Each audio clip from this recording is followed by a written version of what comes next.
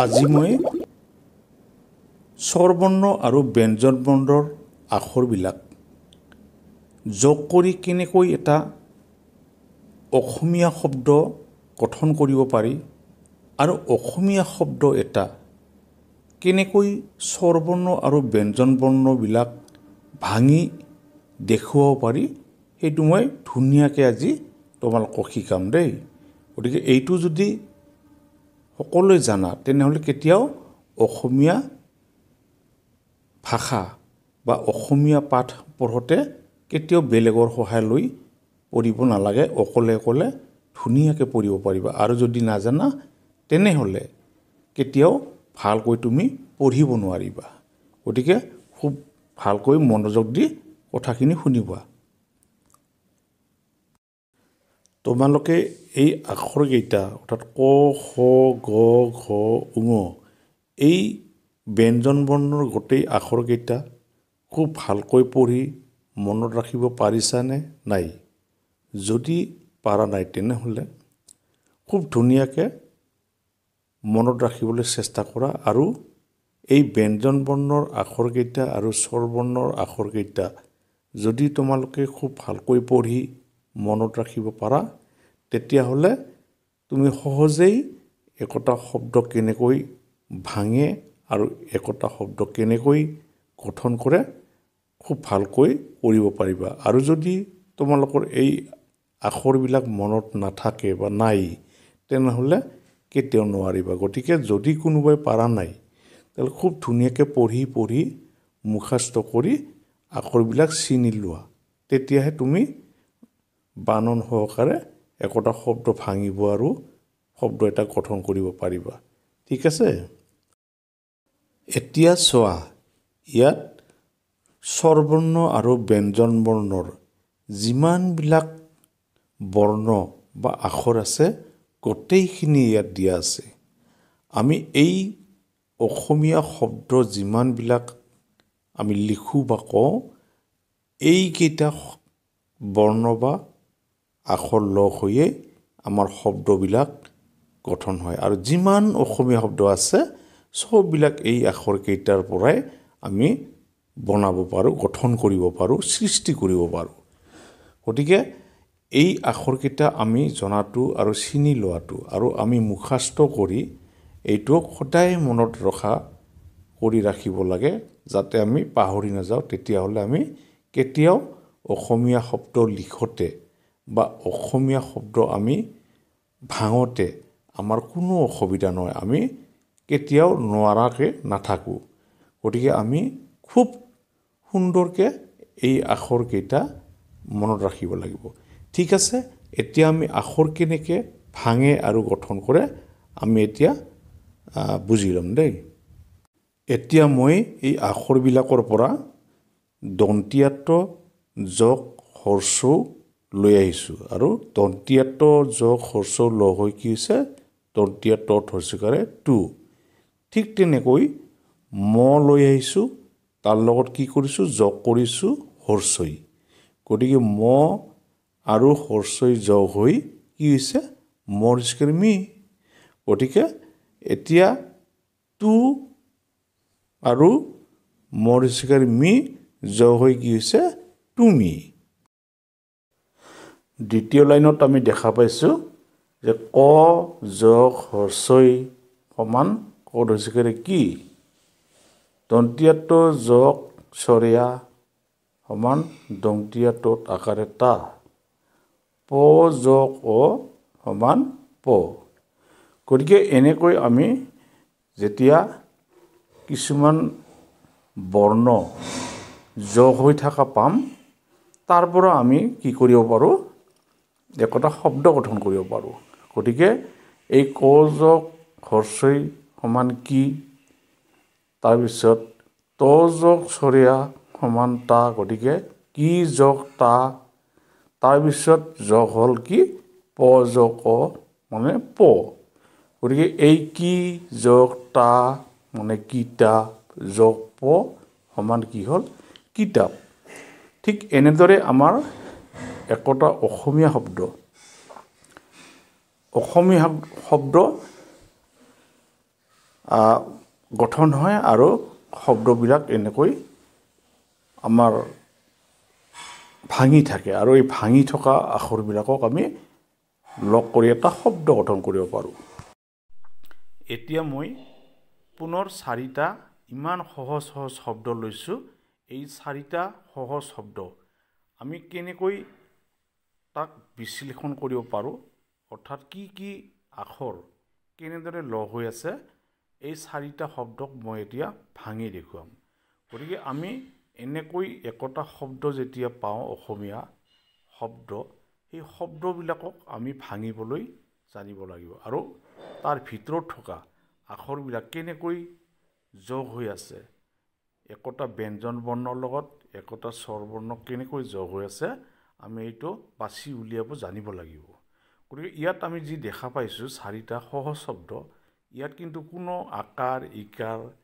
একাৰ একো চিন দেখা নাপাওঁ। কিন্তু যদিও ইয়াত কোনো চিন নাই, কিন্তু ইয়াৰ মাজতেই একোটা স্বৰবৰ্ণ লুকাই আছে আৰু সেই লুকাই থকা স্বৰবৰ্ণকেইটাক আমি বাছি উলিয়াব লাগিব। আৰু এনেকৈ যদি আমি বাছি উলিয়াব পাৰোঁ, তেনেহ'লে আমি নিশ্চয় খুব ভালকৈ অকলে অকলে পঢ়িব পাৰিম, নহ'লে আমি কেতিয়াও পঢ়িব নোৱাৰিম। এই যে কোমল, মৰম, জনম, কৰম আছে, এইবিলাক একোটা একোটা শব্দ, সহজ শব্দ। এতিয়া আমি চাওঁ হা, কোমল। কোমল সমান কি হৈ আছে, কেনেকৈ লগ হৈ আছে, ক যোগ অ লগ হৈ কি হৈছে ক, যোগ ম যোগ অ লগ হৈ কি হৈছে ম, আৰু যোগ কি হৈছে ল। গতিকে এই লটোৰ পিছত কিন্তু অ যোগ হোৱা নাই। এইকাৰণে হোৱা নাই, আমি কোমল উচ্চাৰণ কৰাৰ লগে লগে শেষত লটোত কিন্তু অ এটা কোৱা হোৱা নাই। এতিয়া দ্বিতীয় হৈছে মৰম। মৰমটো আমি কেনেকৈ ভাঙিব পাৰোঁ, ম যোগ অ যোগ ৰ যোগ অ যোগ ম। ইয়াতো ম যোগ অ লগ হৈ ম হৈছে, ৰ যোগ অ লগ হৈ ৰ হৈছে, আৰু শেষত মৰ লগত অ যোগ হোৱা নাই। কিয় হোৱা নাই? যিহেতু মৰম বুলি কোৱাৰ পিছত আমি মটোৰ শেষত অ এটা উচ্চাৰণ কৰা হোৱা নাই, সেইকাৰণে ইয়াত শেষত অ উচ্চাৰণ নকৰাৰ কাৰণে নহয়। এতিয়া আমি চাওঁ যে কোমল, মৰম, তৃতীয় নম্বৰটো হৈছে আমাৰ জনম। জনমতো একেই আমাৰ বিশ্লেষণ, যে বৰ্গীয়া জ লগত অ যোগ হৈ কি হৈছে জ হৈছে, তাৰ লগত ন যোগ স্বৰীয় যোগ হৈ কি হৈছে ন হৈছে, আৰু ম এটা পিছত যোগ হৈছে, যোগ হৈ কি হৈছে জ ন ম। আমি জটো কোৱাতে অ উচ্চাৰণ হৈছে, নটো কোৱাতে অ উচ্চাৰণ হৈছে, গতিকে ইয়াৰ লগত সেইকাৰণে স্বৰীয়টো যোগ হৈছে। কিন্তু মটো শেষত আমি একে টানতে কৈ দিছোঁ, ইয়াৰ পাছত আমি মৰ পিছত অটো উচ্চাৰণ কৰা হোৱা নাই কাৰণে মৰ পিছত অ এটা লগ কৰিব আমি নালাগে। গতিকে জনম, জনম মটো উৰি যোৱা নিচিনাকৈ হৈছে, ইয়াত অ উচ্চাৰণ, জটোত যেনেকৈ অ উচ্চাৰণ হৈছে, নটোত অ উচ্চাৰণ হৈছে, জ ন ম, মটোত কিন্তু আমি একেলগে হৈছোঁ জনম। এতিয়া আহোঁ 4 নম্বৰটো। 4 নম্বৰ হৈছে কৰম। গতিকে ইয়াত কি হৈছে, ক যোগ স্বৰীয় লগ হৈ কি হৈছে ক, ক বুলি কোৱাতে আমি অ উচ্চাৰণ হৈছে, পেটকাটাৰ যোগ স্বৰীয় লগ হৈ কি হৈছে ৰ, গতিকে ইয়াতো অ উচ্চাৰণ হৈছে। কিন্তু শেষত মটো যোগ হৈছে যদিও আমি কৰম শব্দটো উচ্চাৰণ কৰোঁতে কিন্তু মৰ পিছত অটো আমি উচ্চাৰণ কৰিব নালাগে বা কৰা হোৱা নাই। সেইকাৰণে আমাৰ এইটো ক লগত অ উচ্চাৰণ কৰা হৈছে। গতিকে ক ৰ ম যদিও কৈছোঁ এটা এটাকৈ, আমি কিন্তু একেলগে ক'লে কিন্তু কৰম বুলি কওঁ। গতিকে মৰ পিছত অ এটা উচ্চাৰণ নহয়, সেইকাৰণে শেষত আমি ইয়াত এটা অ যোগ কৰিব নালাগে। গতিকে এই কোমল, মৰম, জনম, কৰম, আমি প্ৰত্যেকটো শব্দ উচ্চাৰণ কৰাত শেষৰ যিটো শব্দ, শেষৰ যিটো আখৰ আমি উচ্চাৰণ কৰিছোঁ, সেইটোত কিন্তু আমি অকল ঢিলাকৈ উচ্চাৰণ কৰিছোঁ, আমি অ উচ্চাৰণ কৰা নাই। এতিয়া চোৱা, আমি এই দুটা লাইনত মই আখৰ কিছুমান যোগ কৰি দিছোঁ, কিন্তু এই আখৰবিলাক যোগ কৰাৰ পিছত শেষত কি দিছোঁ, প্ৰশ্নবোধক চিন। মানে আচলতে কি হ'ব, গতিকে আমি চাওঁ যে একোটা এনেকৈ ভাঙি থকা আখৰক লগ কৰিলে আমি কি শব্দ পাম এই যে 29টা জ যোগ দীৰ্ঘই যোগ তালিব যোগ হৰ্ষ সমান প্ৰশ্ন মানে কি হ'ব খ যোগ ৰ যোগ দীৰ্ঘই যোগ মূৰ্ধন্য হ যোগ মূৰ্ধন্য সমান প্ৰশ্নবোধক চিন দিছোঁ কি হ'ব গতিকে আমি এনেকুৱা কিছুমান ভাঙনি থকা যিবিলাক বৰ্ণমালা আছে এই বৰ্ণমালাবিলাকক আমি লগ কৰিব জানিব লাগিব তেতিয়াহ'লে আমি নিজে নিজে বাৰণ কৰি একোটা সুন্দৰ অসমীয়া শব্দ আমি পঢ়িব পাৰিম আৰু যদি এইখিনিক আমি ভাঙিব আৰু জৰা লগাব নাজানো তেনেহ'লে আমি কেতিয়াও অসমীয়া শব্দ পঢ়িব নোৱাৰিম গতিকে আমি কেনেকৈ এই দুটা লাইনত যেনে যিবিলাক আমি বৰ্ণ লগ কৰি দিছোঁ এই বৰ্ণবিলাক আমি কেনেকৈ লগ কৰিম এইটো আমি খুব ধুনীয়াকৈ বুজি ল'বলৈ চেষ্টা কৰিম গতিকে 29টা জ যোগ দীৰ্ঘই তাৰমানে কি হ'ব 29টা জৰ লগত দীৰ্ঘই আখৰটোৰ কাৰণে এডাল দীৰ্ঘইকাৰ চিন এডাল বহিব গতিকে কি হ'ব 29টা জত দীৰ্ঘইকাৰে জি হ'ব যোগ কি হৈ আছে তালিবহ যোগ হৰ্ষৌ অৰ্থাৎ তালিবহৰ পিছত স্বৰবৰ্ণ হৰ্ষৌটো লগ হৈ কি হৈছে যে হৰ্ষৌ মানে আমি জানো হৰ্ষৌকাৰ গতিকে তালিবহটোৰ লগত হৰ্ষৌ লগ হৈ কি হ'ব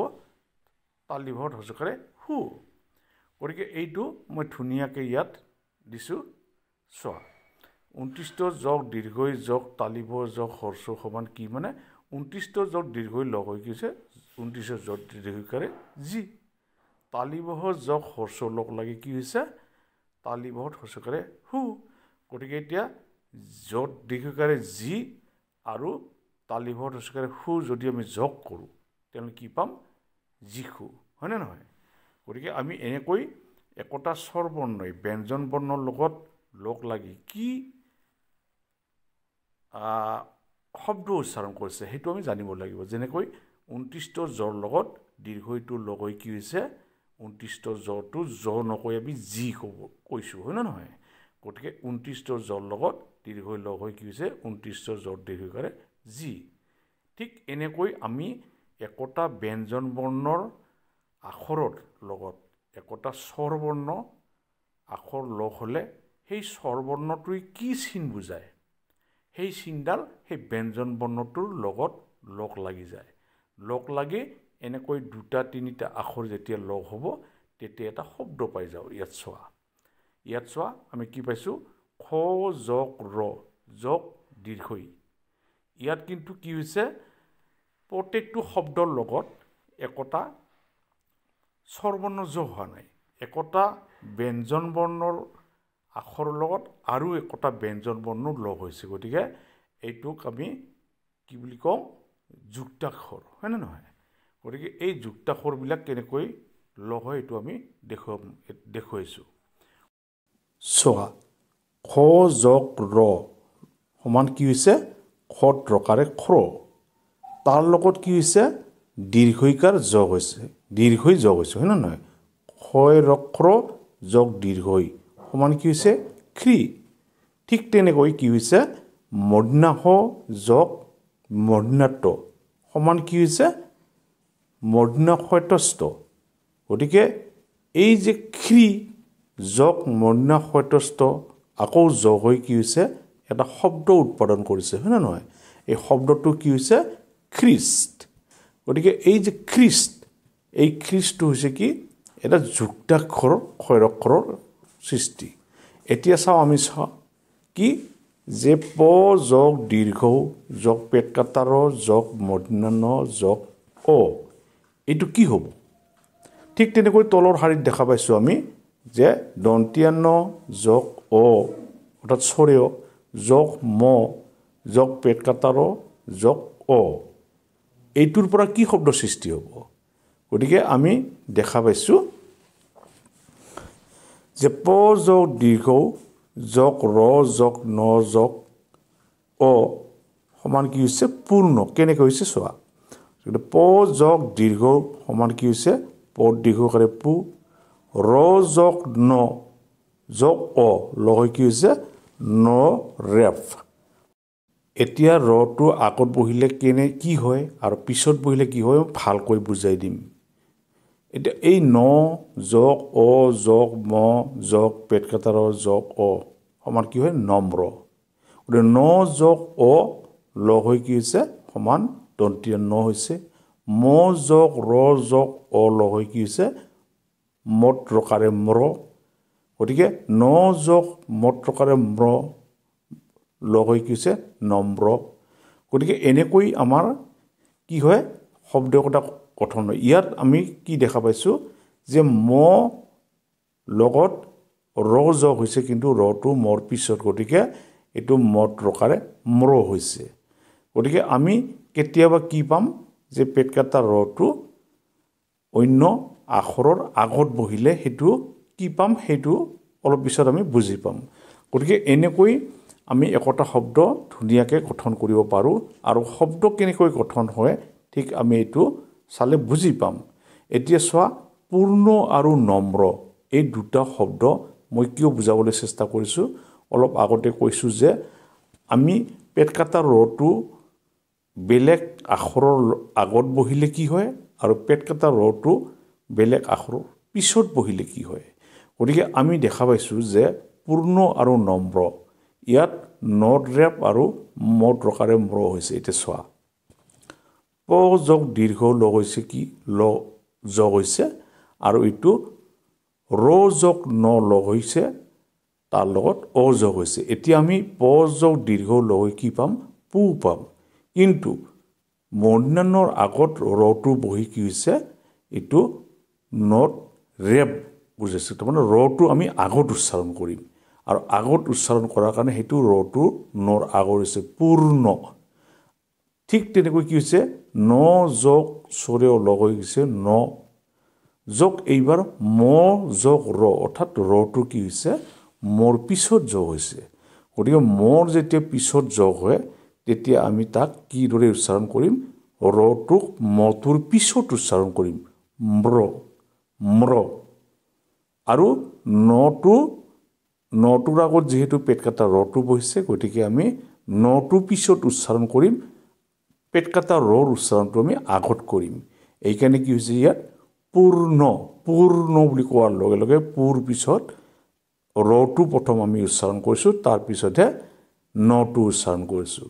কিন্তু নম্ৰ কতে কিন্তু কি হৈছে আমি যে নৰ পিছতে আমি মটোহে আগত উচ্চাৰণ কৰিছো ৰটো পিছত গতিকে সেই কাৰণে ৰটো আগত হলে আমি তাত ৰেপ বুজাব লাগে আৰু ৰটো যদি আখৰৰ পিছত বহে তেনেহলে এটো ৰকাৰ হৈ যায় গতিকে আমি এনেকৈ কি পেট কাটা ৰটো আগত বহিলে কি চিন হ'ব পিছত বহিলে কি চিন হ'ব এটো আমি ভালকে বুজি পাব লাগিব আৰু এটো বুজাৰ কাৰণে আমি শব্দ এটা উচ্চাৰণ যেতিয়া আমি কৰিম পঢ়তে তেতিয়া আমি পেট কাটা ৰটোৰ উচ্চাৰণটো আগত কৰিম নে পিছত কৰিম গতিকে আমি আগত কৰিলে আগত উচ্চাৰণ কৰিব লাগিব পিছত কৰিব লাগিব গতিকে এতিয়া ভিডিওটো ইমানতে শেষ কৰিলো গতিকে ভিডিওটো চাই যদি ভাল পায় তেনেহলে আপোনালোকে সাবস্ক্ৰাইবটো কৰি দিব যেনে তেনে সাবস্ক্ৰাইব কৰিলে মই এটা সাহস পাম আৰু ভাল লাগিব ঠিক আছে এটা ভিডিওটো মই ইমানতে শেষ কৰিছো